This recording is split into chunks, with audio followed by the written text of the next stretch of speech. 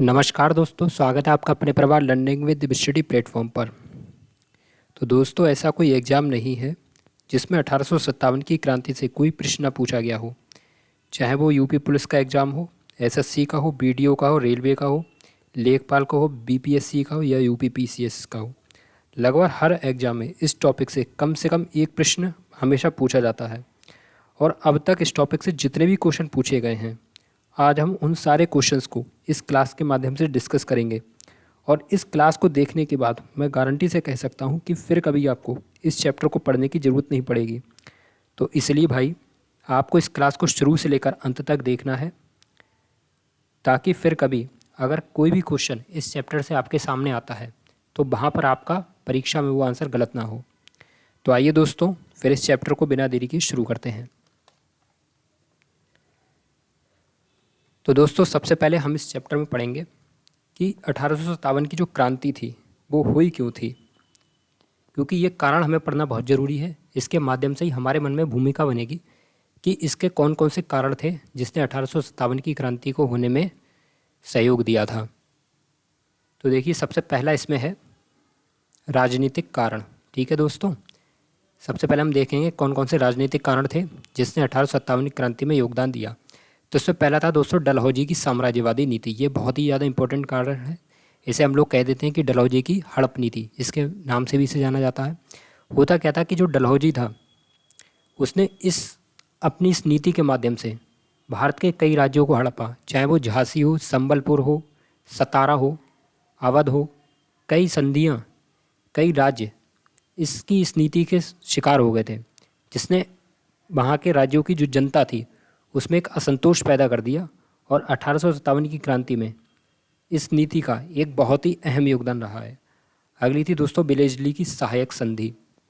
दोस्तों, होता क्या था इस संधि में कि इस सहायक संधि पर जो भी राज्य हस्ताक्षर कर लेता था उसे अपने राज्य में ब्रिटिश सेना की एक स्थायी रेजिमेंट को रखना पड़ता था और उसके रखरखाव हेतु धन देना पड़ता था। और अगर वह राज्य ब्रिटिश सेना को धन देने में असमर्थ था या वो उसे नहीं दे पाता था तो सेना उसके कुछ क्षेत्र को हड़प लेती थी। और कोई भी जो राजा था वो किसी भी यूरोपीय व्यक्ति की अपने यहाँ पे नियुक्ति नहीं कर सकता था जब तक कि जो यहाँ का गवर्नर जनरल था वो इसकी अनुमति ना दे दे। तो ये बहुत ही खतरनाक संधि थी जिसने कई भारतीय राज्यों को हड़प लिया था। अगली थी दोस्तों दोषपूर्ण न्याय व्यवस्था। तो ये तो आप जानते ही होंगे कि अंग्रेज किस तरह से वहाँ पर न्याय करते थे। भारतीय शासकों का पूरी तरह से अन्याय किया जाता था। वो जो भी बात अपनी लेकर जाते थे उसका खंडन कर दिया जाता था। अगला था दोस्तों बहादुर शाह जफर के साथ में अपमानजनक व्यवहार। और अगला था दोस्तों भ्रष्टाचार। कंपनी में लगातार भ्रष्टाचार बढ़ता चला जा रहा था, जिसने भारतीय जनता को में गहरा असंतोष प्रकट कर दिया था। चलिए, अब हम लोग देखते हैं इसके कुछ प्रशासनिक कारण। तो इसमें पहला है प्रशासन के उच्च पदों पर केवल अंग्रेजों की नियुक्ति। दोस्तों, ब्रिटिश ईस्ट इंडिया कंपनी जो थी वो जितने भी प्रशासनिक पद थे उन सारे उच्च पदों पर केवल अंग्रेजों की नियुक्ति करती थी, और जितने भी निम्न स्तर के पद थे उन पर भारतीयों की नियुक्ति करती थी। योग्यता होने के बावजूद भी भारतीय लोगों को उच्च पदों पर जाने का मौका नहीं मिलता था, जिससे सेना में लगातार असंतोष इसको लेकर बढ़ता चला जाता। अगला है दोस्तों अंग्रेजी भाषा का प्रसार एवं भारतीय भाषाओं की उपेक्षा। अंग्रेजों ने लगभग हर बार भारतीय भाषाओं की उपेक्षा की और अपने विभिन्न प्रयासों के माध्यम से अंग्रेजी भाषा को ज़बरदस्ती भारतीयों पर थोपने का प्रयास किया। अगले हम दोस्तों देखते हैं आर्थिक कारण कि कौन कौन से आर्थिक कारण थे। तो इसमें पहला था अंग्रेजों की आर्थिक शोषण की नीतियाँ। नेक्स्ट है दोस्तों देश में गरीबी और भुखमरी की स्थिति। और अगली है नई राजस्व व्यवस्था के द्वारा भारी कर। चलिए, ये सारे बहुत ही सरल से पॉइंट हैं, इन्हें आपने पहले भी कहीं ना कहीं पढ़ा होगा। अगला है दोस्तों परंपरागत हस्तशिल्प उद्योग का विनाश। देखिए दोस्तों, जो हस्तशिल्प उद्योग है ये हमेशा से भारत का परंपरागत उद्योग रहा है, लेकिन अंग्रेजों ने इस उद्योग को पूरी तरह से नष्ट करने का प्रयास किया और लगभग इस उद्योग को खत्म भी कर दिया था।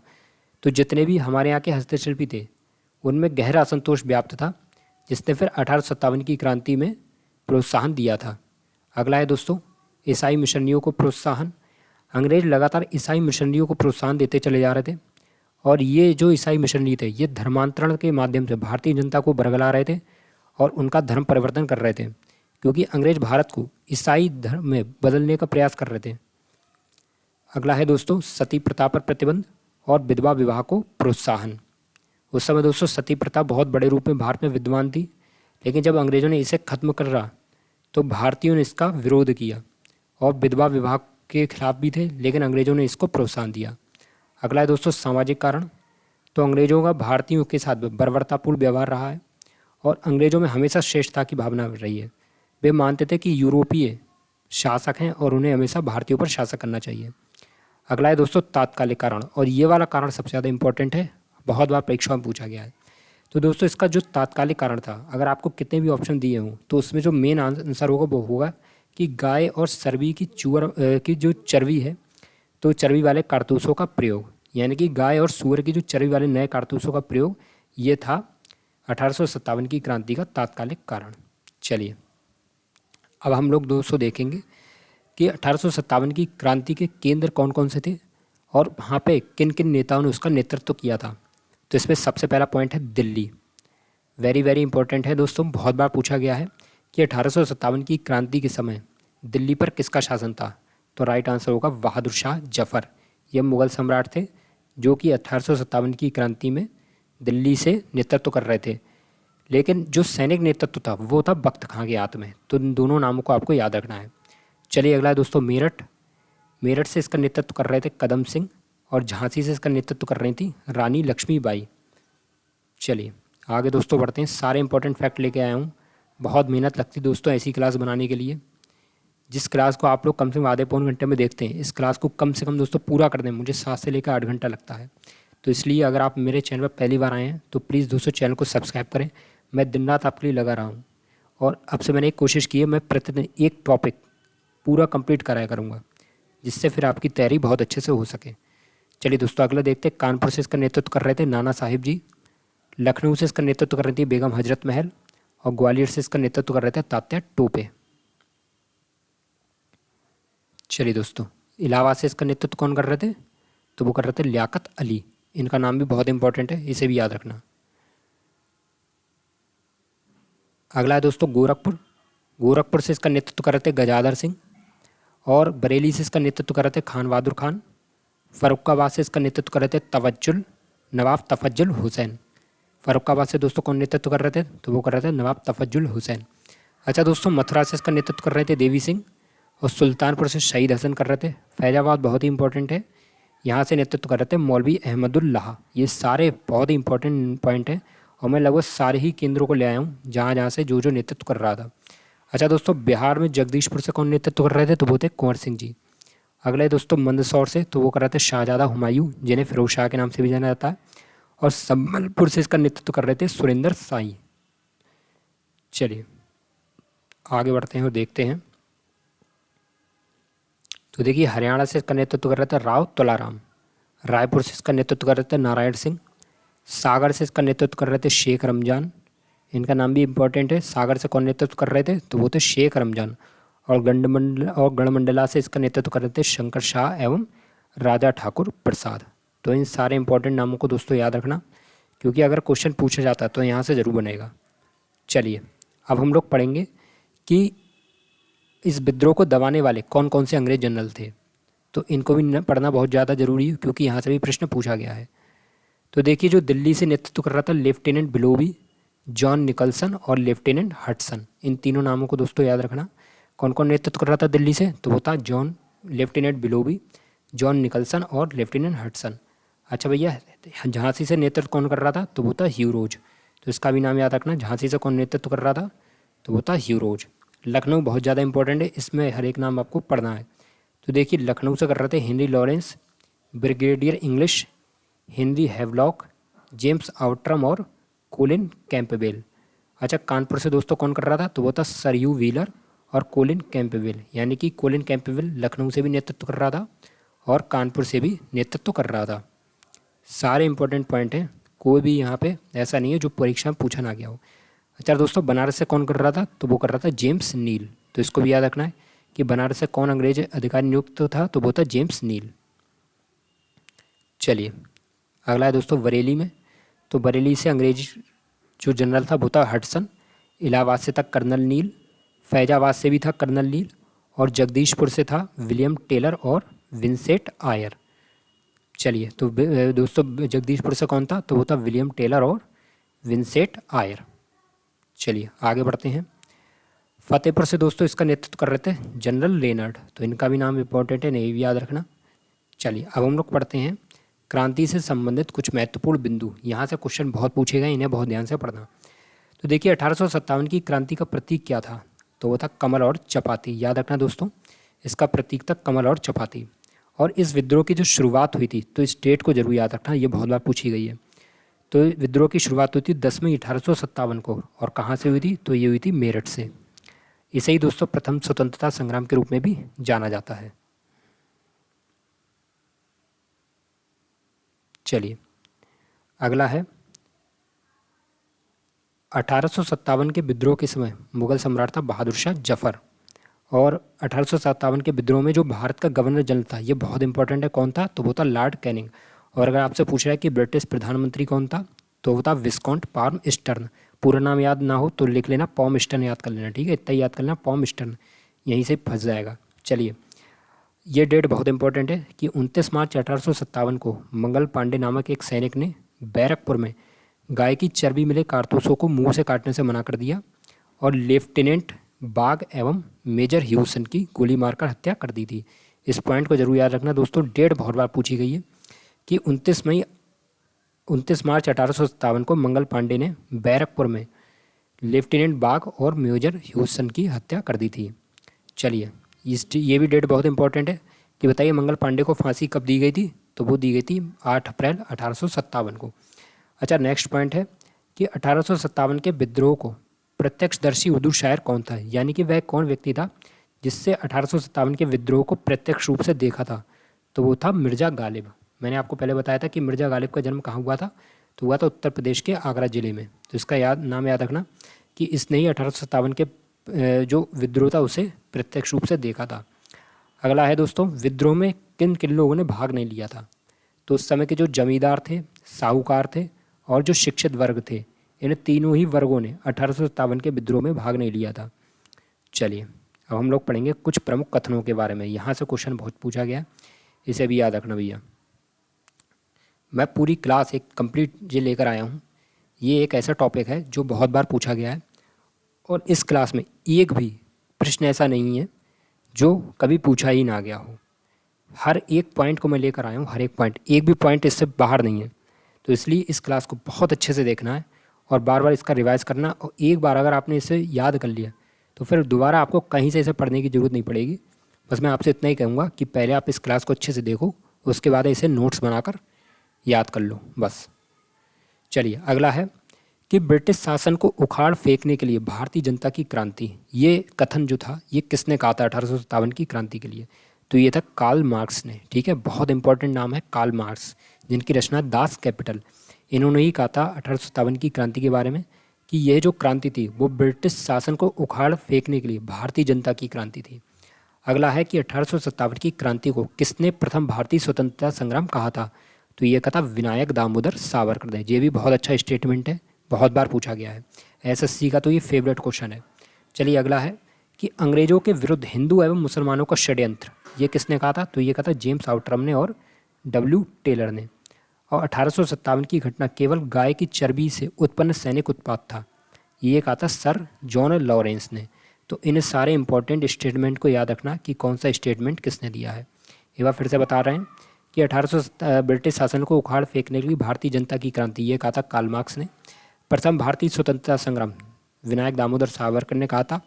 अंग्रेजों के विरुद्ध हिंदू एवं मुसलमानों का षड्यंत्र, ये कहा था जेम्स आउटरम और डब्ल्यू टेलर ने। 1857 की घटना केवल गाय की चर्बी से उत्पन्न सैनिक उत्पाद था, ये कहा था सर जॉन लॉरेंस ने। और 1857 के विद्रोह में राष्ट्रीयता की भावना का अभाव था तथा यह सैनिक विद्रोह से बढ़कर और कुछ भी नहीं था, ये कहा था भैया आरसी मजूमदार ने। ये बहुत इंपॉर्टेंट स्टेटमेंट है कि किसने कहा था कि 1857 के विद्रोह में राष्ट्रीयता की भावना का अभाव था और यह सैनिक विद्रोह से बढ़कर और कुछ भी नहीं था, तो ये कहा था आरसी मजूमदार ने। और अगला है कि बर्बरता तथा सभ्यता के बीच युद्ध था, ये किसने कहा था, तो ये कहा था टीआर होम्स ने। ये सारे इंपॉर्टेंट फैक्ट हैं जिन्हें आपको याद रखना है। चलिए दोस्तों अब शुरू होते हैं यहाँ से कुछ इंपॉर्टेंट प्रश्न। कौन कौन से वो महत्वपूर्ण प्रश्न हैं जो यहाँ से पूछे गए हैं। तो देखिए, पहले मैं देखता हूँ पहला क्वेश्चन क्या है यहाँ पर। पहला है, निम्नलिखित में से किसने 1857 की क्रांति में भाग नहीं लिया था। तो मेरे दोस्तों बताइए वो कौन थे जिन्होंने भाग नहीं लिया था। तो देखिए, रानी लक्ष्मीबाई, इन्होंने तो झांसी से लिया था। नाना साहेब ने कहाँ से लिया था भैया, ये लिया था कहाँ से, तो इन्होंने लिया था आपके कानपुर से। और कुंवर सिंह ने लिया था बिहार के जगदीशपुर ने। तो किसने नहीं लिया था, तो ये लिया था टीपू सुल्तान ने। चलिए अगला क्वेश्चन देख लेते हैं। 1857 के विद्रोह में कैनिंग ने किसे आपातकालीन मुख्यालय बनाया था। वेरी वेरी इंपॉर्टेंट क्वेश्चन है, इसको मैं यहाँ पर बता देता हूँ कि 1857 के विद्रोह में जो कैनिंग था उसने आपातकालीन मुख्यालय बनाया था इलाहाबाद को, जिसका नाम बदलकर कर दिया गया है प्रयागराज। बहुत ही ज़्यादा इंपॉर्टेंट क्वेश्चन है, इसे याद रखना भैया। अगला है, 1857 की क्रांति में जगदीशपुर बिहार से किसने नेतृत्व किया था। तो देखिए, लक्ष्मीबाई जी ने कहाँ से किया था, झांसी से। नाना साहेब ने कहाँ से किया था, कानपुर से। और लियाकत अली जी ने कहाँ से किया था, इलाहाबाद से। तो बचे कौन भाई, कुंवर सिंह जी, इन्होंने किया था जगदीशपुर से। और जगदीशपुर किस राज्य में पड़ता है, तो ये पड़ता है बिहार राज्य में। चलिए अगला क्वेश्चन है, बेगम हजरत महल ने 1857 के विद्रोह का नेतृत्व निम्नलिखित में से किस शहर से किया था। तो बताइए भैया किससे किया था। तो देखिए, इन्होंने किया था कहाँ से, इन्होंने किया था लखनऊ से। ठीक है, कहाँ से किया था इन्होंने किया था लखनऊ से। चलिए अगला क्वेश्चन देख लेते हैं। जातीय आधार पर ब्रिटिश 1857 के विद्रोह के दमन में अंग्रेजों का सहयोग करने वाले कौन थे। ये वाला बहुत इंपॉर्टेंट पॉइंट है। ठीक है, 3 रेजिमेंट थी जिन्होंने 1857 के विद्रोह में अंग्रेजों का सहयोग किया था। वो कौन कौन सी थी, तो वो थी गोरखा रेजिमेंट भी थी, सिख रेजिमेंट भी थी और पठान रेजिमेंट भी थी। तो इन तीनों ही रेजिमेंटों ने ब्रिटिशर्स का साथ दिया था, यानी कि आंसर यहाँ पर बनेगा उपरोक्त सभी।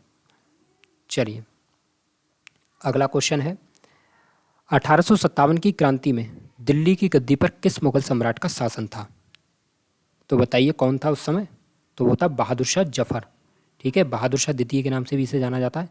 इनके बच्चों को अंग्रेज़ों ने इनकी आंखों के सामने ही गोली मार दी थी। बहुत अत्याचार किया था इनके साथ में, बहुत ज़्यादा अत्याचार किया था।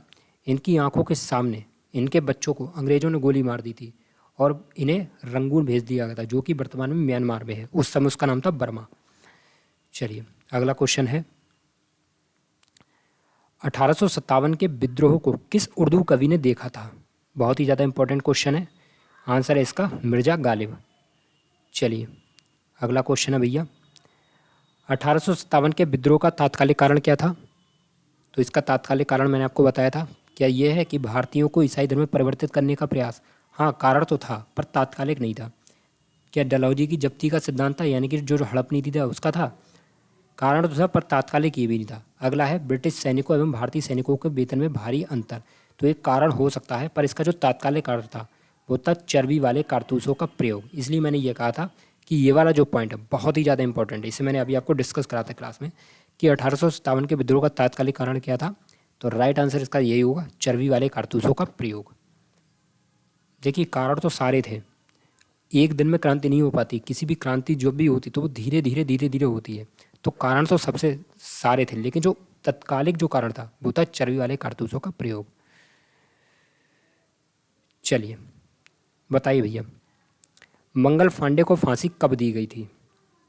तो इसका राइट आंसर होगा 8 अप्रैल 1857 को। ठीक है, कब दी गई थी भैया, 8 अप्रैल 1857 को। और दोस्तों अगला क्वेश्चन है, 1857 की क्रांति के समय ब्रिटेन का प्रधानमंत्री कौन था। तो मैंने आपको बताया था इसका नाम है लॉर्ड पाम स्टर्न।